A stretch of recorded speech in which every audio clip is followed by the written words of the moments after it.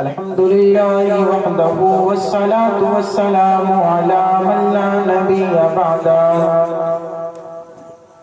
ولا نبوة بعده ولا رسالة بعده ولا نبي بعده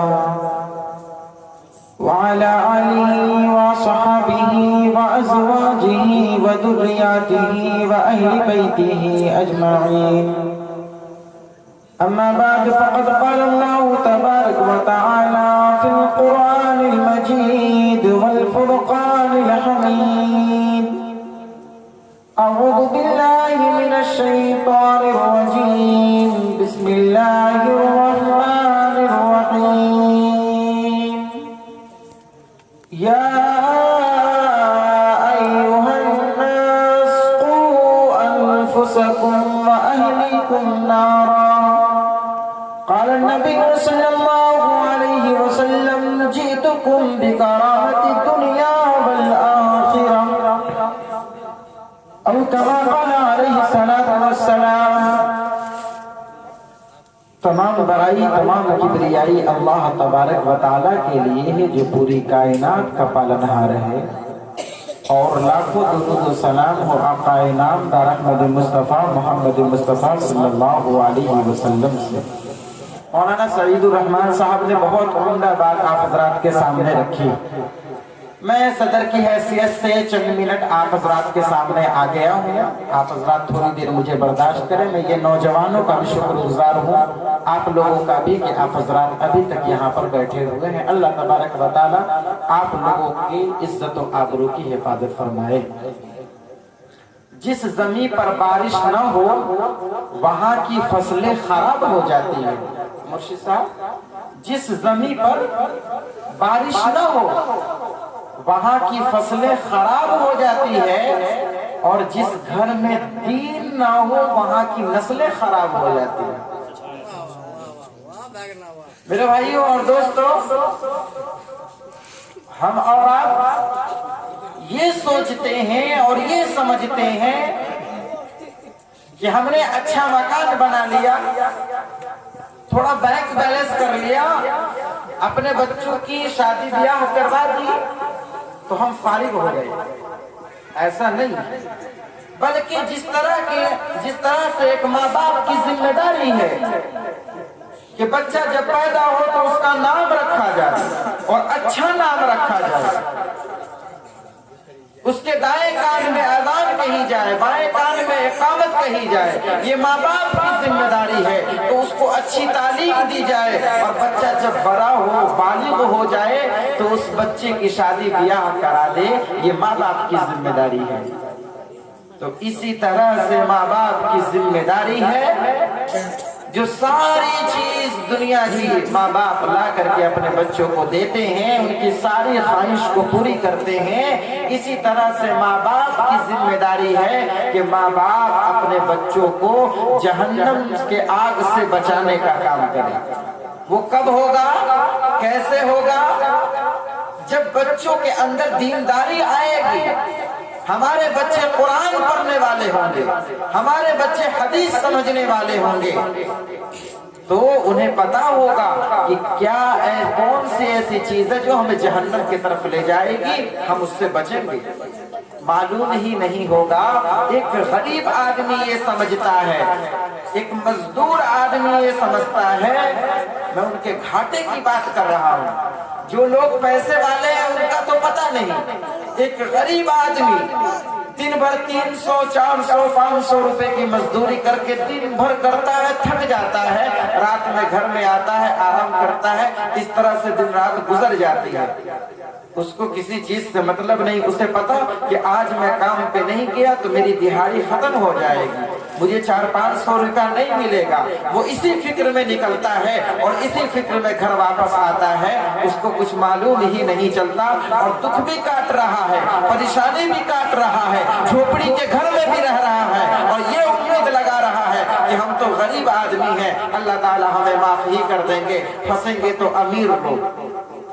نہیں، آپ نے دنیا میں بھی پریشانی دیکھی، اور آخرت میں آپ کے لیے کیا پریشانی ہے کہ آپ نے، اللہ تبارک و تعالیٰ نے آپ کو जिस हाल में रखा था, आपको उस हाल में खुश रहना पड़ेगा और खुश रहना चाहिए था, और उसी हाल में आप अल्लाह रब्बुल इज्जत के हक को अदा करते तो जा करके ये गरीबी से उठा करके अल्लाह तबारक व तआला आपको जन्नत में ऐसे मकाम पे पहुंचाता जहां पर अमीर लोगों को पहुंचाएगा।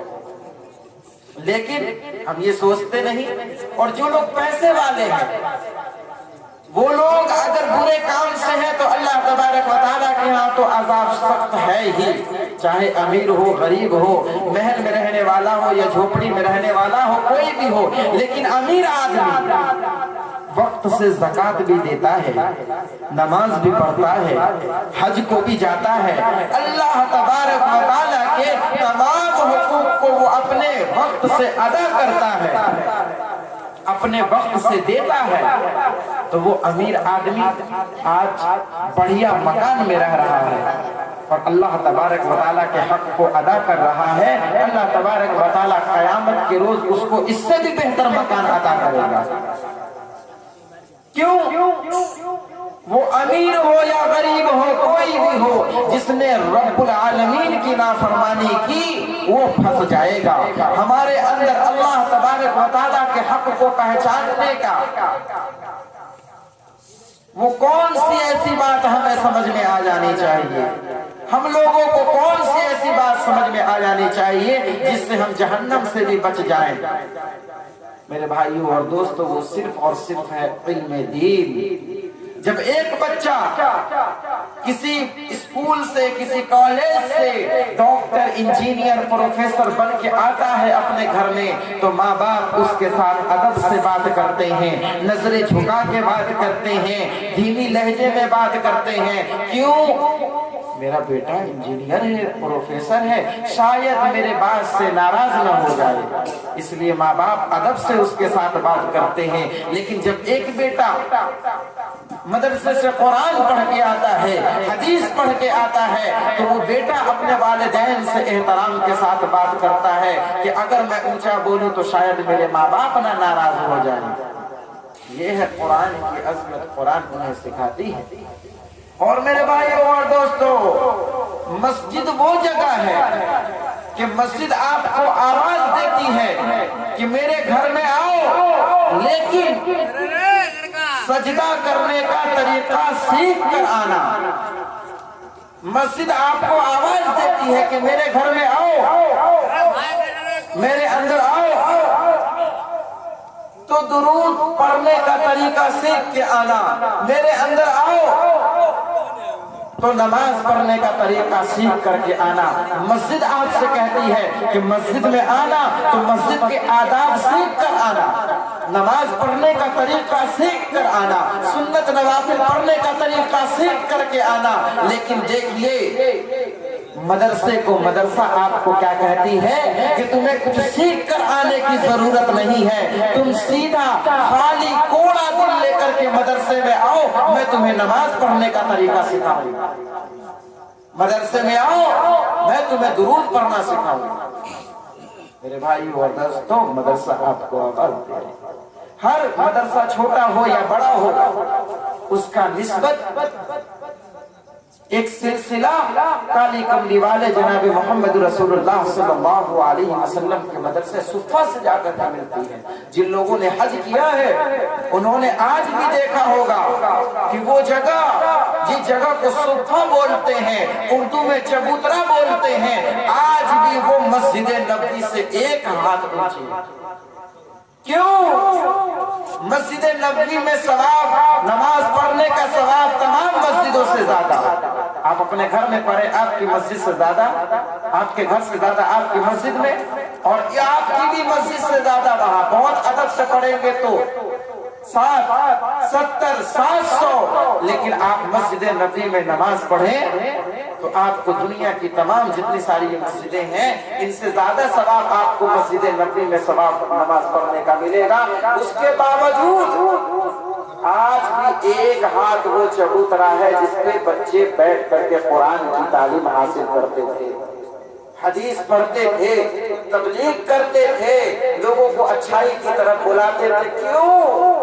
ताकि ये मालूम चल जाए कि कुरान पढ़ने वाला, تبلیغ کرنے والا دیکھو آج بھی وہ مسجد سے ایک ہاتھ اوپر ہے۔ کیوں؟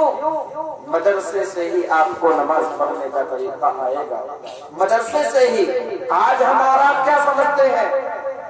لوگ کہیں گے فلانا کا بیٹا حافظ ہے، فلانا کا بیٹا مولوی ہے۔ قسم خدا کی کسی بھی عالم دین سے، کسی بھی حافظ قرآن سے ملو تو یہ نہ سمجھو کہ فلاں کا بیٹا ہے، یہ نہ سمجھو کہ ایک رکشہ چلانے والے کا بیٹا ہے، یہ نہ سمجھو کہ ایک غریب کا بیٹا ہے، بلکہ یہ سمجھو کہ قاضی کملی والے جناب محمد رسول اللہ صلی اللہ علیہ وسلم نے ارشاد فرمایا کہ تم نے اگر ایک عالم دین سے مصافحہ کیا اور خلوص دل سے مصافحہ کیا تو تم یہ سمجھو کہ تم نے مجھ سے مصافحہ کیا۔ اور مصافحہ کرنا کیوں نہ افضل ہو؟ علماء دین کو دیکھنا عبادت، ان کو سننا عبادت، اور عبادت کیوں نہ ہو؟ ان کے لیے پانی کی مچھلیاں دعائیں کرتی ہیں، ان کے لیے یہ درخت کے پتے دعائیں کرتے ہیں۔ انما یخشی اللہ من عبادہ العلماء، یہ جتنے دنیا میں اللہ کے بندے ہیں سب سے زیادہ ڈرنے والے یہ علماء کرام ہی ہیں۔ میرے بھائیوں اور دوستو، لوگ آپ کو کہیں گے کہ فلانا اپنے بیٹا کو انٹر نہ کرا لے، فلانا بیٹا کو میٹرک نہ کرا لے، لوگ آپ کو کہیں گے، لیکن یہ نہ سمجھنا آج کسی کی بیٹی تاج پور یا کسی کوچنگ یا اسکول یونیورسٹی میں پڑھنے جاتی ہے تو وہ بیٹی جب تک گھر واپس نہ ہو جائے ماں باپ کا دل گھبراہٹ کے ساتھ گزرتا ہے، لیکن مالک کائنات کی قسم کہ کسی کی بیٹی اگر مدرسے میں تعلیم حاصل کرنے جاتی ہے تو سکون کے ساتھ اس کا باپ بھی رہتا ہے، اس کی ماں بھی رہتی ہے۔ جی یہ ہے قرآن کریم کی عظمت۔ اور یہ دین کہاں سے پھیلے گا؟ دینداری کہاں سے آئے گی؟ کہاں سے؟ ہمارے گھر سے شروع کرنے کی ضرورت ہے، اپنے گھر سے شروع کرنے کی ضرورت ہے۔ ماں بہنیں شروع کریں، باپ شروع کرے، اپنے گھر سے شروع کرے۔ ضروری نہیں کہ آج مدرسہ چلانے والے کوئی اور ہے، پرسوں کوئی اور ہوں گے، آپ کو اس سے کوئی لینا دینا نہیں ہے۔ آپ اپنے گھر کو ایک مدرسہ بنائیے، آپ کے گھر آپ کا گھر مدرسہ ہو، آپ کے گھر میں بچے کہیں بھی پڑھائی کرتے ہو، وہ جب آپ کے گھر میں آئے تو ایک مدرسہ ہی والا نظام ہو، ورنہ کیا ہوگا؟ میں ایک آپ کو چھوٹا سا واقعہ سنا دیتا ہوں۔ ایک گھر میں ایک کام کرنے والی عورت آیا کرتی تھی اور اس گھر میں ایک چھوٹا سا بچہ بھی تھا۔ تو وہ کام کرنے والے سے ایک روز برتن گرا اور ٹوٹ گیا، تو بچے کی ماں نے کہا حرام زادی تو نے میرا برتن نقصان کر دیا۔ بات آئی گئی ختم ہو گئی، لیکن وہ بچہ اپنی ماں سے سوال کرتا ہے کہ امی حرام زادی اس کا مطلب کیا ہوتا ہے؟ حرام زادی کس کو بولتے ہیں؟ تب ماں کو احساس ہوا کہ میں اپنے بچے کو اگر بتا دوں گی کہ حرام زادی تو گالی ہے، میرا بچہ سیکھ جائے گا، میرا بچہ گالی سیکھ جائے گا۔ کوئی ماں باپ نہیں چاہتے ہیں، لیکن ماں باپ اپنے بچوں کے سامنے بولتے ہیں، وہ بچہ سیکھ لیتا ہے۔ آپ کے محلے میں دو چار گھر ایسے ملیں گے جن کے گھر کے بچے لگاتار گالی بولتے ہیں، ان کا دیکھ کر کے آپ کے بچے سیکھ لیں گے۔ اس لیے بچے کی پرورش کرنے کے لیے ماحول کا بھی صحیح ہونا ضروری ہے، ماحول کا صحیح ہونا ضروری ہے، ورنہ وہ بچے وہی دیکھتے ہیں، وہ اپنے ہم عمر سے سیکھتے ہیں۔ تو ماں نے جب کہہ دیا حرام زادی تو ماں کو احساس ہوا، تو ماں نے اپنے بات کو پلٹ کے بچے کو سمجھایا، بیٹا اس کا مطلب نا صحت مند ہوتا ہے۔ بات آئی گئی ختم ہو گئی۔ کچھ روز کے بعد پھر نقصان ہوا تو ماں نے پلٹ کے کہہ دی کمینی پھر تو نے میرا نقصان کر دیا۔ تو بچے نے پھر سوال کیا امی کمینی اس کا مطلب کیا ہوتا ہے؟ تو ماں نے اس کو بتا دیا بیٹا اس کا مطلب نا کمزوری ہوتا ہے۔ کچھ روز کے بعد بات آئی گئی ختم ہو گئی، بچہ اسکول سے آیا تو ماں کپڑا पैक कर रही थी तो बच्चे ने सवाल किया, अम्मी कहाँ जाने की तैयारी है? तो माँ ने कहा, बेटी मैं अपने माँ से मिलने के लिए जा रही हूँ। तो बच्चे ने कहा, अम्मी जान अगर वो आपकी माँ है तो मेरी नानी है, मैं भी उनसे हॉस्पिटल में मिलने के लिए जाऊंगा। बच्चे आए माँ के साथ हॉस्पिटल में।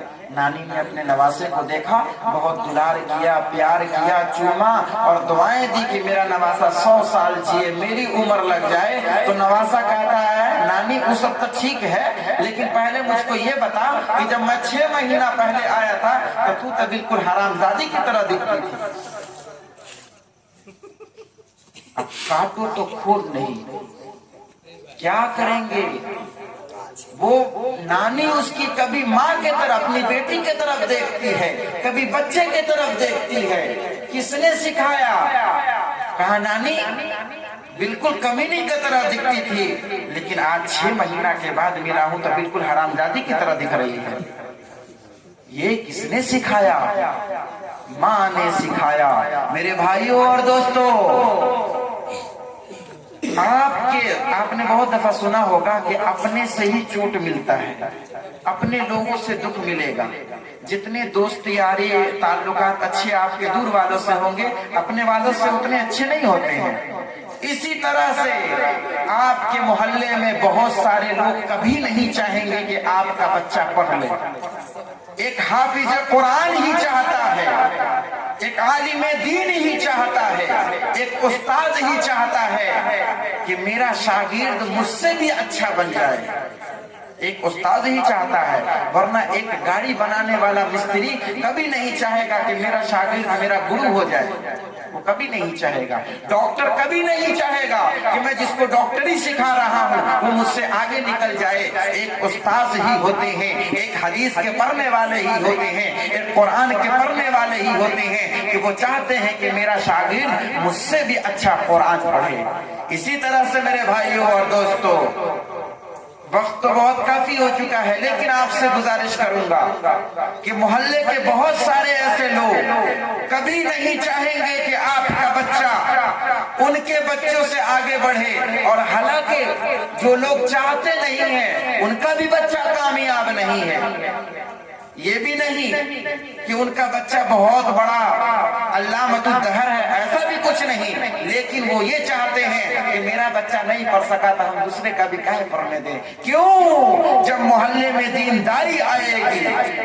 आज जनाब सदाकत हबीबी साहब को ले लीजिए, जनाब हाफिज मासूम साहब को ले लीजिए, माशाअल्लाह इलेक्ट्रीशियन के बेहतरीन मिस्त्री है, लेकिन आज इन दोनों को देखिए, 1-2 साल के बाद भी स्टेज पे चढ़ने के बाद वही कुरान की आयत उसी अंदाज में पढ़ता है जिस अंदाज में उसने मदरसे में सीखा था। कुछ नहीं बिगड़ता। ये तालीम तो ऐसी तालीम है कि आपको और निखारती है। मेरे भाइयों और दोस्तों, मोहल्ले के लोग चाहेंगे कि आपका बच्चा कभी आगे ना बढ़े, मोहल्ले के लोग चाहेंगे कि आपका बच्चा कभी नहीं पढ़े, लेकिन आपको सोचना है, आपको समझना है कि मेरा बच्चा कहाँ से तालीम हासिल करेगा, कैसे तालीम हासिल करेगा, ताकि मेरे मरने के बाद खुद मेरा वो जनाजा पढ़ा सके। आज लोग पता नहीं कहां से आ जाते हैं अपने वालिदैन के जनाजे में, लेकिन उनका जनाजा कोई और पढ़ा रहा होता है। कितने अफसोस की बात है कि जिस माँ बाप ने हमें जन्म दिया, जिस माँ बाप ने हमें पाल पोस के बड़ा किया, जिस माँ बाप ने हमें दुनिया दिखाया, आज उस लायक भी हम नहीं कि अपने उस वालिदैन का जनाजा पढ़ा सके। आज हम उस लायक भी नहीं। आज ये शबे बारात का महीना है, हमारे घर में ऐसे लोग ही नहीं जो खुद कुरान करीम की तिलावत करें और हाथ उठा करके दुआ करें कि अल्लाह जो लोग हमारे घर से, हमारे खानदान से गुजर गए, अल्लाह तबारक व तआला उनके कब्रों को नूर से भर दे। आज इस लायक भी आदमी नहीं है। आज हम क्या करते हैं, 10 बच्चे 20 बच्चे को बुला लेते हैं, और वो क्या है, अगर वो बच्चा सही पढ़ रहा है तो ठीक है, बहुत अच्छी बात है, उसी को सवाब मिलेगा। लेकिन जो बच्चा सही नहीं पढ़ता है, सही पढ़ने पर कादिर नहीं है, صحیح نہیں پڑھنا اس کا گناہ تو اس بچے کو ملے گا ہی، لیکن اس کے ساتھ آپ کو بھی ملے گا کہ آپ نے جب قرآن پڑھنے کا انتخاب اپنے گھر میں کیا تو آپ نے صحیح پڑھنے والوں کو کیوں نہیں لایا؟ یہ قرآن کی بے حرمتی ہے۔ میرے بھائیوں اور دوستو، بہت افسوس اور خسارے کی بات ہے ہمارے اور آپ کے لیے کہ دنیا کی ساری چیز ہمارے اور آپ کے پاس تو موجود ہے، لیکن سوائے اس لیے کہ ہمارے پاس اور ہمارے گھر میں ایسی دینداری ہو جس سے ہم حرام اور حلال کو پہچان سکے، آج اس کی بھی ہمارے پاس تمیز نہیں ہے۔ آج اس محلے میں آج سے 10 دن پہلے سے لے کر کے آج تک مجھے یہ دیکھنے کے لیے ملا کہ کچھ لوگ ہمارے منہ پر کچھ اور بولتے ہیں اور پیٹھ پیچھے کچھ اور بولتے ہیں۔ آپ کیا سمجھتے ہیں؟ ایسے آدمی کے بارے میں آپ کا کیا کہنا ہے جو آپ کے منہ پہ آپ کا نام جناب عبداللہ لے اور آپ کے پیٹھ پیچھے پھر آپ کی شکایت کرے؟ میرے بھائیوں اور دوستو، آپ صلی اللہ علیہ وسلم نے کیا ارشاد فرمایا؟ ہم نے استادوں سے کیا سیکھا کہ کسی کے اندر برائی دیکھو، کوئی خامی دیکھو تو اس کے منہ پر بولو، بھائی تیرے اندر یہ برائی ہے، یہ خامی ہے، لیکن اگر کسی کی اچھائی دیکھو تو اس کے منہ پہ نہ بولو بلکہ اس کے پیٹھ پیچھے بولو، اس کے منہ پہ اس کی تعریف نہ کرو۔ میرے بھائیوں اور دوستو، آج ہمیں سمجھنے کی ضرورت ہے، سوچنے کا مقام ہے کہ ہم تو ایسے ہی گزر جائیں گے۔ آج میں اس جگہ پہ بیٹھا ہوں، کل کوئی اور بیٹھے گا، یہی نصیحت، لیکن ہمارے بچے کہاں جائیں گے؟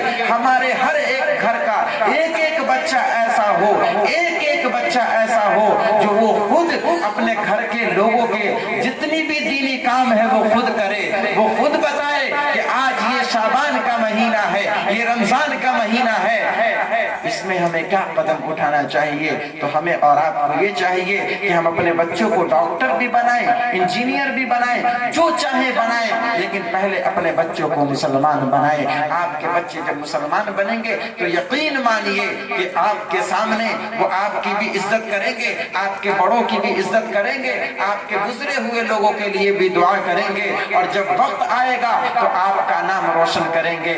جناب ندیم صاحب نے بہت اچھی بات کہی تھی، قادر صاحب نے بہت اچھی بات کہی تھی۔ کیا انہوں نے کہا کہ ہم کہتے تو ہیں اس طرح کا پروگرام ہوتا بہت ہے لیکن عمل کچھ نہیں ہوتا۔ کل کو آپ سنیں گے کہ جناب صداقت صاحب، معصوم صاحب، فلاں صاحب نے ایک جلسے کا انعقاد کیا تھا، اپنے بلبوتے پہ 50-100 آدمی پہنچا، اس سے کیا ہوا؟ زیادہ لوگ پہنچتے تب جلسہ کامیاب ہوتا۔